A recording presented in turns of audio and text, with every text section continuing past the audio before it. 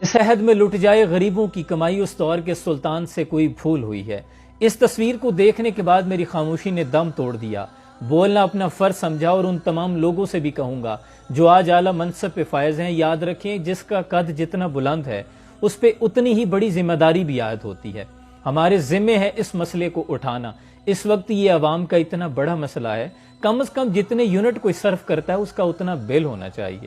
اور یہ جو تصویر آپ دیکھ رہے ہیں یہ گھر گھر کی کہانی ہے، جس میں کسی گھر کا بل جمع کروانے کے لیے پتہ نہیں انہوں نے کسی ماں یا بیٹی کے، ہماری ماں بہن بیٹی کے کانوں میں سے ایئر رنگز اتارے ہیں کہ بیچ کے بل ادا کیا جائے۔ اگر یہ صرف تصویر بھی ہو محض، تو ایسے روزمرہ زندگی میں اکثر مشاہدات کر رہا ہوں جو میری اپنی زندگی میں نے لوگوں سے ملا ہوں، ان کے مسئلے پوچھیں۔ اس وقت سب سے بڑا مسئلہ بجلی کا بل بنا ہوا ہے۔ جیسے ہم اپنے میٹرک کے رزلٹ کا کبھی انتظار کرتے تھے نا جس شدت سے، آج غریب اسی شدت سے اور خوف سے، ڈر سے بجلی کے بل کا انتظار کرتا ہے، اور پتہ نہیں اپنے بچوں کی اور خود کی کتنی خواہشات کا قتل کر کے پیسے سیو رکھتا ہے کہ بجلی کا بل آنے والا ہے، بجلی کے بل کی تاریخ آنے والی ہے۔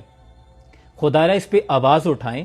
دیکھیں حضرت صالح علیہ السلام کی اونٹنی کے قاتل صرف 4 تھے، لیکن پوری قوم تباہ ہو گئی تھی۔ باقیوں کا جرم کیا تھا؟ صرف خاموشی۔ اور اس پوسٹ سے سیاسی جو لوگ ہیں نا وہ بالکل دور ہیں، جنہیں اپنے قائدین سے بڑا پیار ہے، کیونکہ یہ عوام کی پوسٹ ہے۔ اور جتنے قانونی ماہرین ہیں میں ان سے ریکویسٹ کروں گا، انجینئرز، ڈاکٹر، کسی بھی شعبہ ہائے زندگی سے آپ کا تعلق ہے، اور سیاسی سماجی اکابرین، سب کو مل کے چاہیے کہ قانونی طور پہ اس مدعے کو اٹھایا جائے۔ جو انتظامیہ ہے ہائی کورٹ، سپریم کورٹ تک اس بات کو زیر بحث لایا جائے کہ عوام پہ یہ بہت بڑا ظلم ہے۔ اس وقت غریب بہت ڈپریشن میں مبتلا ہے۔ اے میرے دیس کے لوگوں، شکایت کیوں نہیں کرتے؟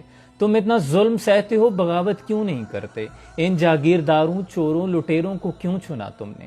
تمہارے اوپر تمہارے جیسے حکومت کیوں نہیں کرتے؟ یہ بھوک، افلاس، تنگ دستی تمہارا ہی مقدر کیوں؟ مقدر کو بدلنے کی جسارت کیوں نہیں کرتے؟ اے میرے دیس کے منصف، تیرے فیصلوں سے مجھے کیا حاصل؟ میرا جو کیس ہے اس کی سماعت کیوں نہیں کرتے؟ اور اگر یہ سمجھتے ہو میری باتیں مدلل ہیں تو پھر تم میرے موقف کی حمایت کیوں نہیں کرتے؟ اور جس میں تم نہیں شامل وہ نظام بدلو بھی۔ اس مسئلے کو زیادہ سے زیادہ شیئر کریں۔